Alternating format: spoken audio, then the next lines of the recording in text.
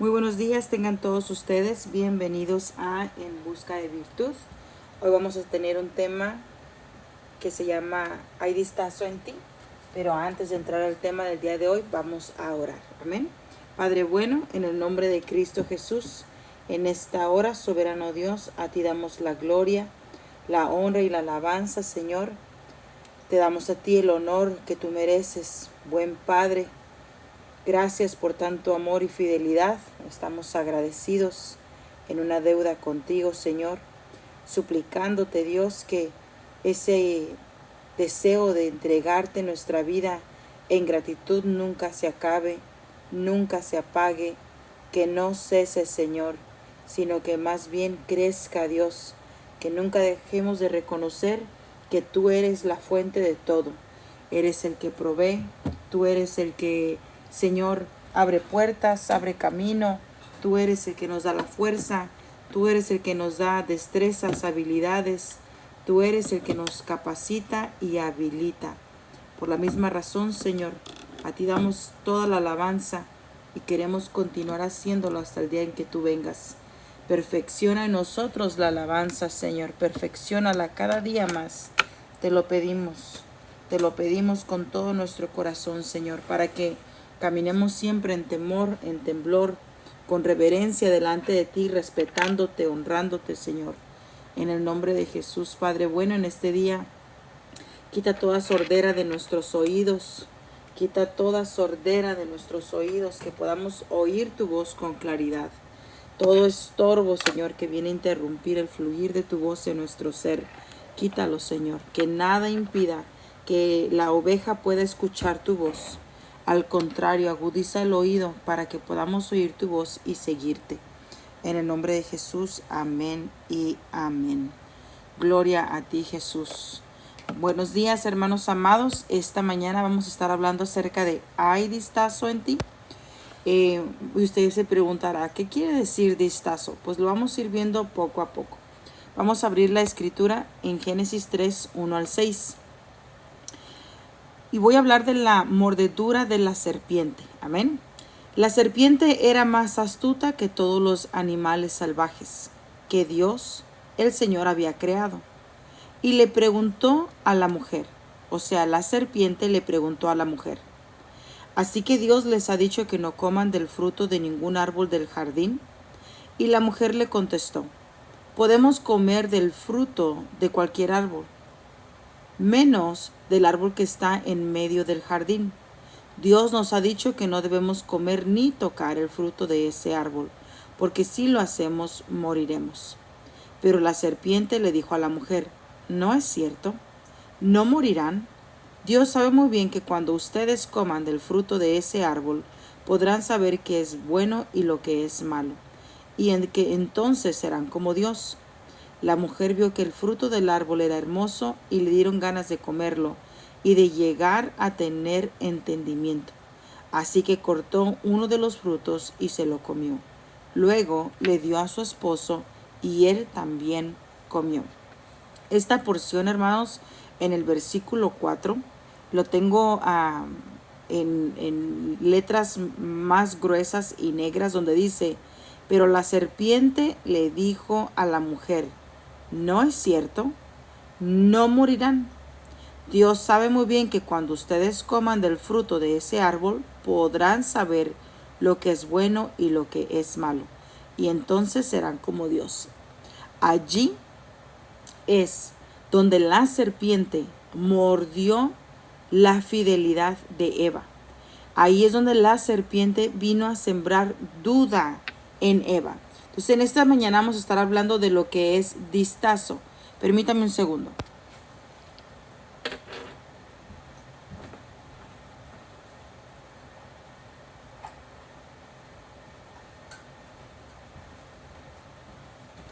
Y distazo es duda. Amén. Y lo vamos a estar hablando poco a poco, lo vamos a ir desarrollando. Pero la serpiente le dijo a la mujer: no es cierto, no vas a morir, serás como Dios, tendrás entendimiento, conocimiento de lo que es lo bueno y lo malo. Eso te hará ser como Dios. Y a ella le entra curiosidad. Pero antes de que entrara la curiosidad está la duda. Ok, Dios dijo que si yo como de ese fruto, muero.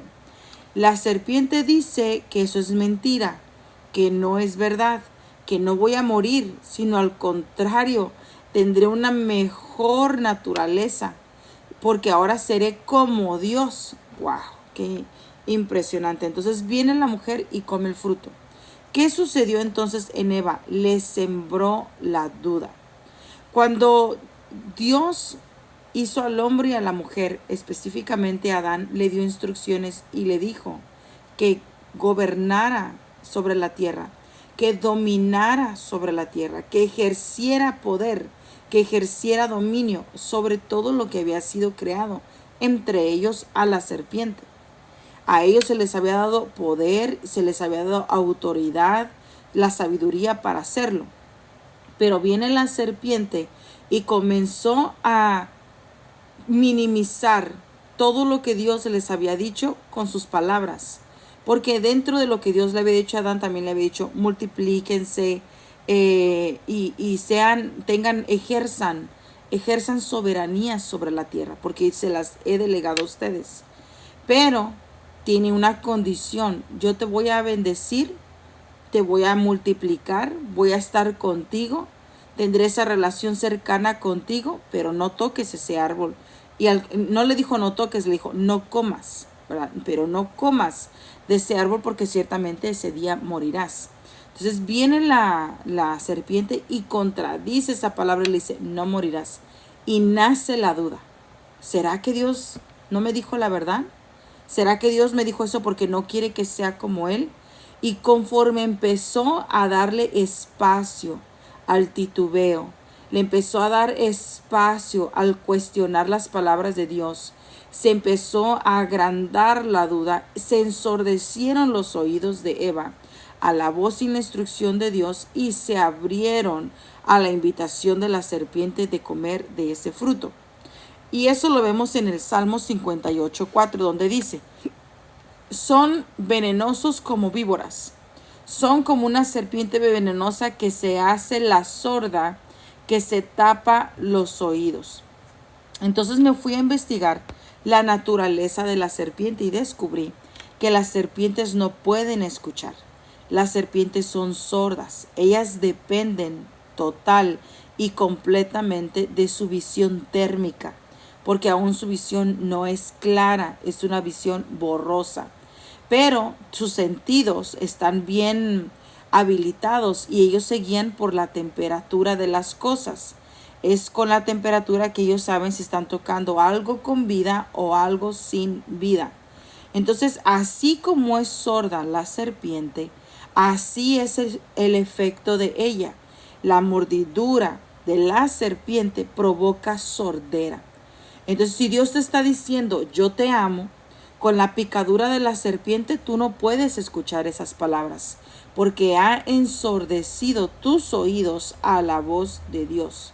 Entonces tenemos que tener mucho cuidado y mucha precaución y mucho alerta y entender que la mordedura de la serpiente causa sordera y eso es un peligro.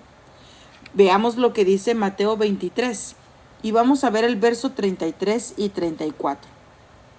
Serpientes, raza de víboras, ¿cómo van a escapar del castigo del infierno? Porque esto yo les voy a enviar profetas.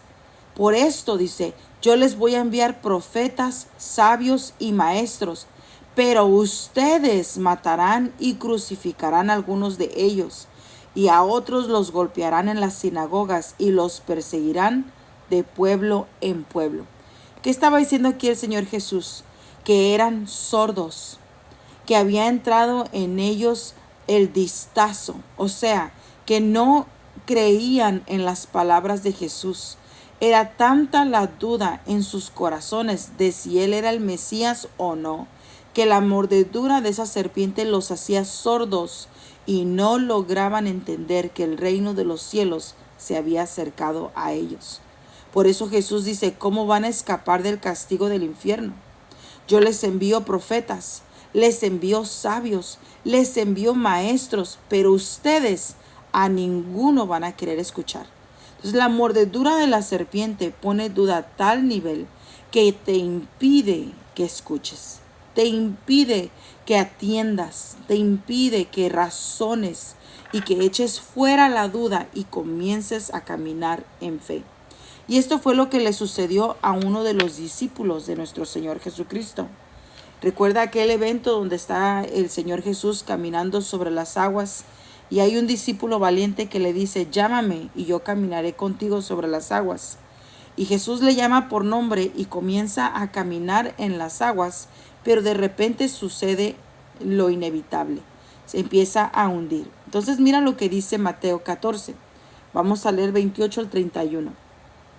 Entonces le respondió Pedro y dijo: Señor, si eres tú, manda que yo vaya a ti sobre las aguas. Y él le dijo: ven. Y descendiendo Pedro de la barca, andaba sobre las aguas para ir a Jesús.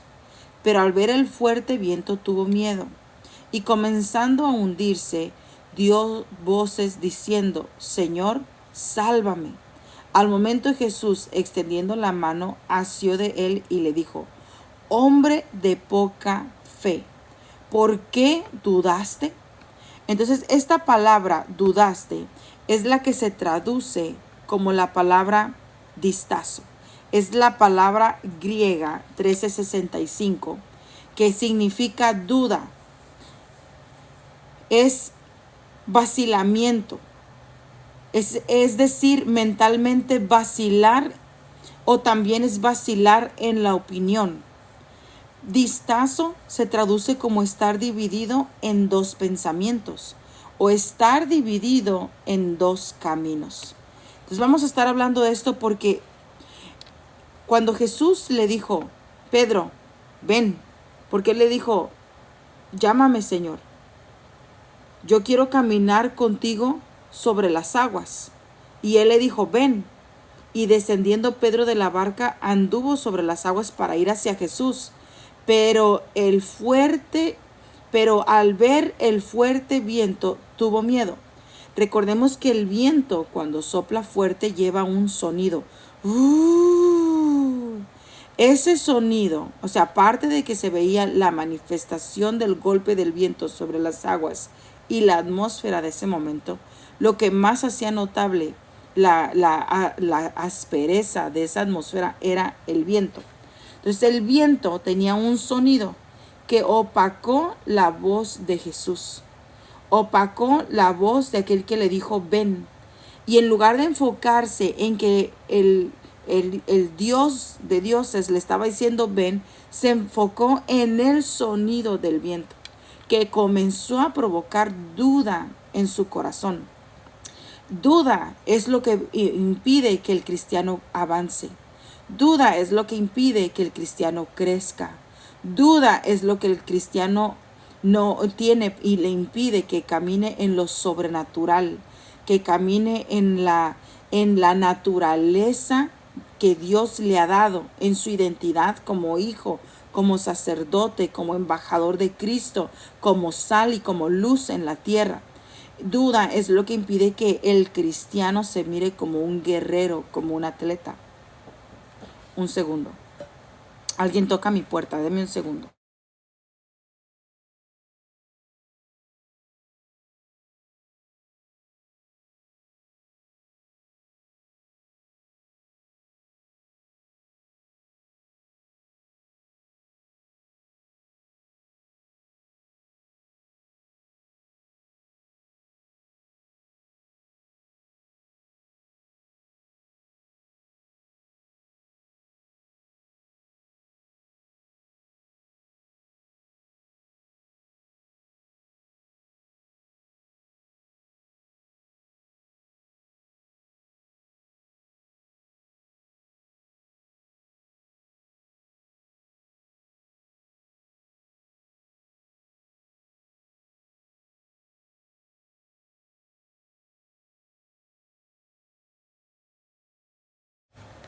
Gracias. Entonces estamos hablando de que cuando comenzó a escuchar el viento sobre las aguas, fue donde él dijo: no puedo seguir adelante.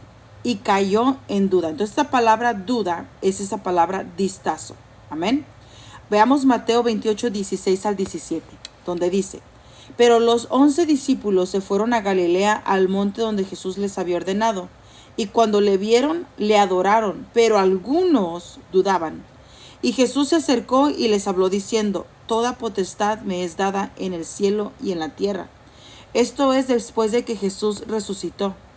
Y algunos, mientras adoraban, dudaban. Dice aquí que cuando llegó, pero los 11 discípulos se fueron a Galilea, al monte donde Jesús les había ordenado. Cuando lo vieron, le adoraron, pero dentro de que todos le adoraban, algunos dudaban. Entonces Jesús tuvo que rectificar y dijo: hey, a mí se me ha dado toda potestad, arriba en el cielo y abajo en la tierra. Entonces la duda impide que veamos a Jesús con claridad. La duda nos impide crecer. La duda nos impide accesar al reino para poderlo manifestar en la tierra. Por eso la palabra de Dios nos dice: todo lo que pidas al Padre, pídelo creyendo. Tienes que creer que Él es real y que Él es galardonador de los que en Él depositan su confianza. Tienes que creer que eres embajador del reino, que haces posesión de lo que está en el reino y lo traes a la tierra, como Jesús cuando alimentó a los 5,000 con 2 pececillos, oro, accesó de lo invisible a lo visible, se multiplicaron los peces y hasta sobraron 12 canastos, un canasto por discípulo, para que todos fueran testigos de que de 2 se multiplicó. No solo comieron todos, sino a cada uno les quedó un remanente, como evidencia de sí, y supieran, que tuvieran la certeza que su provisión no venía de la tierra, ni de su trabajo en la tierra, ni de su esfuerzo en la tierra. Su provisión, lo que ellos necesitaran para expandir el reino, iba a venir del cielo. Podía ser tomado de lo invisible y traído a lo visible. Entonces, esa es la naturaleza del embajador. Y aquí voy a hacer un paréntesis. Recordemos que somos embajadores de Cristo. Cuando Jesús vino, Él no decía, Él decía: el reino de los cielos se ha acercado. A ver si logro explicar bien esto. El reino de los cielos se ha acercado. El reino es un estado, es un country, es un estado, es un lugar que tiene sus leyes, que tiene su cultura, su lenguaje, tiene nacionalidad, ¿verdad? Somos nosotros ciudadanos del reino. Hay una nacionalidad del reino. Por eso dice la palabra que somos en esta tierra peregrinos, pero ciudadanos del reino. Jesús es ciudadano del reino. Cuando Él sale del reino, del cielo, a la tierra, Él es representante de ese estado. Todo el reino estaba depositado en Él. El reino de los cielos era Él. Y Él viene y dice: el reino de los cielos se ha acercado. Jesús se acercó a decir: yo represento, no solo represento, yo soy el reino de los cielos. Y he traído a esta tierra ese reino. Y en ese reino hay sanidad, hay libertad, hay provisión, hay gozo, hay paz, hay victoria. En ese reino no hay tristeza, no hay dolor, no hay rechazo, no hay soledad. Ahí en ese reino hay plenitud. Era el mensaje. Ese es el mensaje. Voy a corregirme. Ese es el mensaje del evangelio. Ahora, cuando nosotros vemos a Jesús y le reconocemos como lo que Él es, Dios y el Salvador, Él nace en nuestros corazones. Cuando nos sumergimos en las aguas, salimos bautizados, adquirimos, se nos es dada la ciudadanía del cielo. Y ahora somos embajadores del reino. Entonces, ahora lo que debe de suceder es que nosotros tenemos que accesar a todo lo que es del reino para traerlo a la tierra. Porque el Padre nuestro dice: Padre nuestro que estás en los cielos, santificado sea tu nombre, venga a nosotros tu reino, hágase, Señor, tu voluntad en la tierra, así como es en el cielo. Yo soy embajador y yo tengo que ser portador de esa palabra, que se haga la voluntad de Dios en la tierra como se está haciendo en el cielo. Y en el cielo no hay limitaciones. Lo que sucede es que el enemigo viene a poner duda y nos empieza a decir, tú no eres hijo de Dios, tú no vas a poder caminar al mismo nivel que Jesús. Él era Dios, tú eres hombre. Sí, pero Cristo vive en mí. No solo eso. Toda la persona del Espíritu Santo vivía en Jesús, estaba depositado en Jesús. Pero cuando Jesús vuelve al Padre, dice la palabra que Él rogó al Padre para que enviara a su Espíritu Santo y ahora habite en nosotros. Ahora nosotros somos casa, templo y morada del Espíritu Santo. Ahora el Espíritu de Dios mora en nosotros. Es nuestro trabajo crecer en ese nivel espiritual para que también more sobre nosotros. En nosotros y sobre nosotros para que podamos operar en ese poder. Amén. Entonces, lo que sucede es que el enemigo pone distazo, pone duda. Mira lo que dice Mateo. A ver si puedo pasar esto. Mateo 4:35 al 40. Al anochecer de aquel mismo día, Jesús dijo a sus discípulos, vamos al otro lado del lago. Entonces dejaron a la gente y llevaron a Jesús en la barca en que ya estaba, y también otras barcas lo acompañaban. En esto se desató una tormenta con un viento tan fuerte que las olas caían sobre la barca de modo que se llenaba de agua. Pero Jesús se había dormido en la parte de atrás, apoyado sobre una almohada. Lo despertaron y le dijeron, Maestro, ¿no te importa que nos estamos hundiendo? Y Jesús se levantó y dio una orden al viento, a ese ruido turbellino. Le dio la orden al viento y le dijo al mar, silencio, silencio, quédate quieto. El viento se calmó y todo quedó completamente tranquilo. Después dijo Jesús a los discípulos, ¿por qué están asustados? ¿Todavía no tienen fe? Imagínate, ¿estás oyendo al viento? ¿No estás oyendo mis palabras? ¿Me llamas maestro pero no oyes mi enseñanza? ¿Todavía tienes miedo? ¿Tienes susto? ¿Te dejas opacar, amedrentar? ¿Todavía no tienes fe? Te he proveído, te he sacado de problemas, te he dado la solución para otros, te he mostrado que te amo, te he mostrado que voy delante de ti, mi palabra hasta ahorita te ha sostenido. ¿Todavía no tienes fe? Llegué a tiempo, no llegué tarde. ¿Todavía no tienes fe? Entonces, ¿qué es lo que sucede? Que la mordedura de la serpiente hace que el oído del Hijo de Dios se vuelva sordo y que no atienda a la voz de Dios. Por eso Dios le dijo al viento, silencio, porque ese viento llevaba palabras turbulentas. Entonces, cuando le dice, ¿todavía no tienes fe? Le está diciendo, ¿todavía está dividido tu corazón en dos caminos? ¿Todavía está dividido tu corazón en dos pensamientos? ¿Todavía estás dividido en si me crees o no me crees? Oh, yo creo en Dios, pero cuando el viento sopla, ¿te tambaleas? Entonces Santiago 1:6 dice, pero que pida con fe, sin dudar, porque quien duda es como las olas del mar agitadas y llevadas de un lado al otro por el viento. Entonces, si dudamos, si dejamos que distazo tenga control en nuestro corazón, perdimos la batalla. Entonces, duda le trae deshonra a Dios. Eso es algo que tenemos que entender, hermanos, porque Dios es todopoderoso. No solo es todopoderoso porque todo lo ha hecho Él, todo lo sostiene en su mano, todo lo ha creado Él y Él tiene el poder de hacer lo que Él quiera.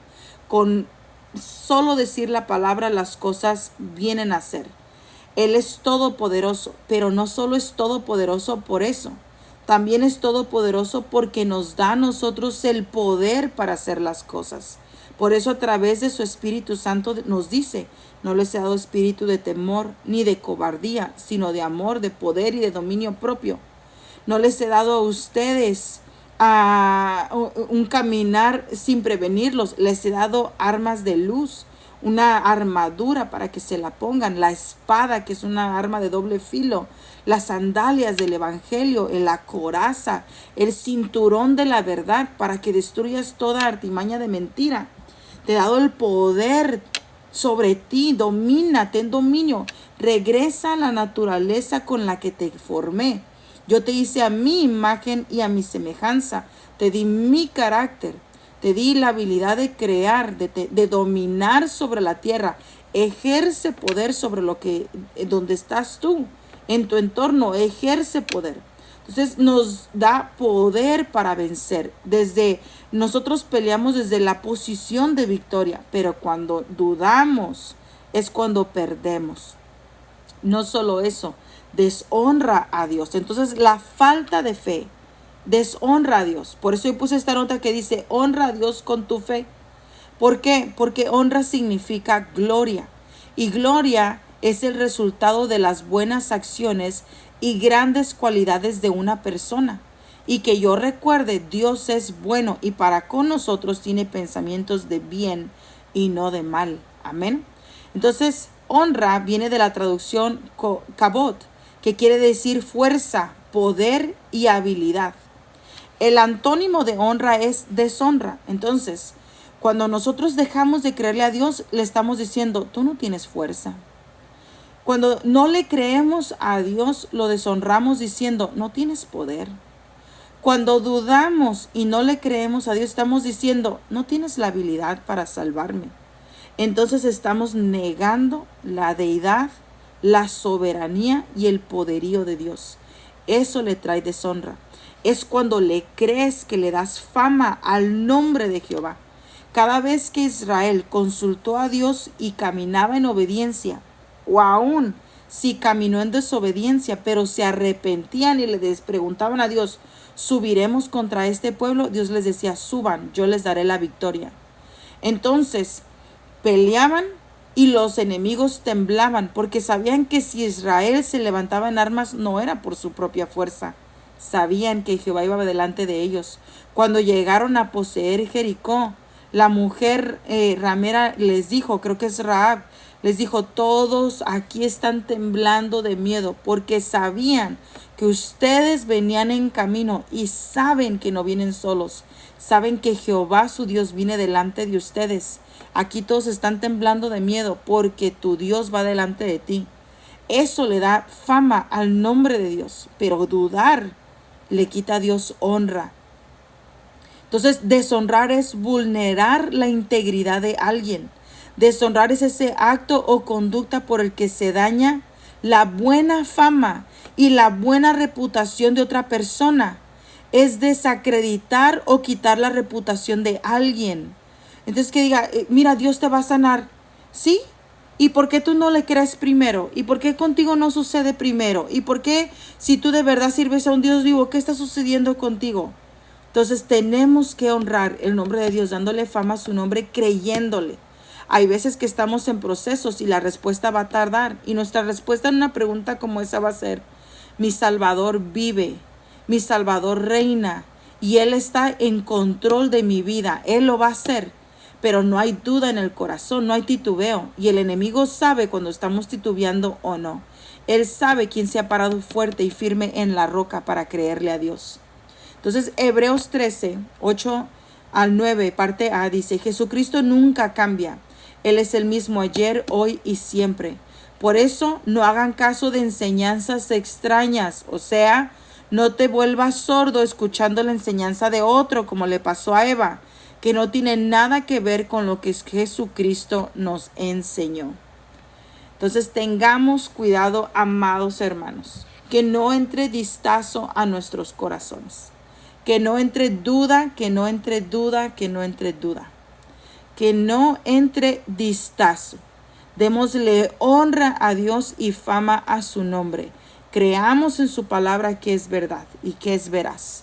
Amén. Es necesario que aquel que se acerca a Dios se acerque creyendo que Él es real.